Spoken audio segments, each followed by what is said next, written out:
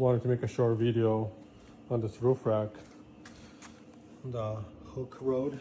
But look at these bags, like they're so thick. It's literally coated in bed liner. Feels so heavy and nice. Here's the tracks. Not bad at all.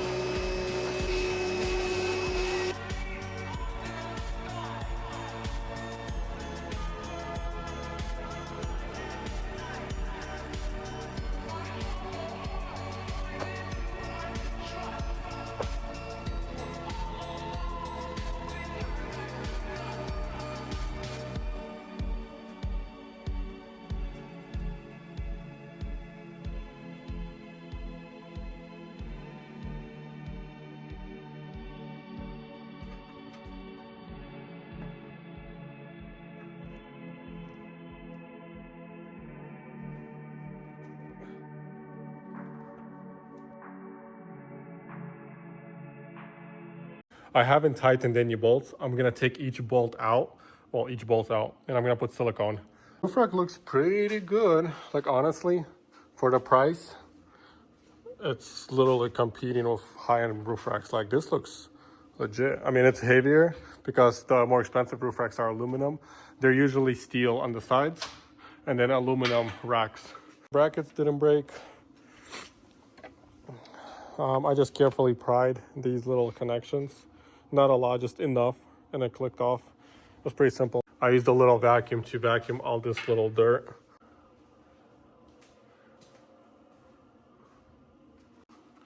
I don't like that white logo. Gonna have to take that off. It just comes out too much white. But it's a really nice roof rack. Can't wait to go camping with that thing.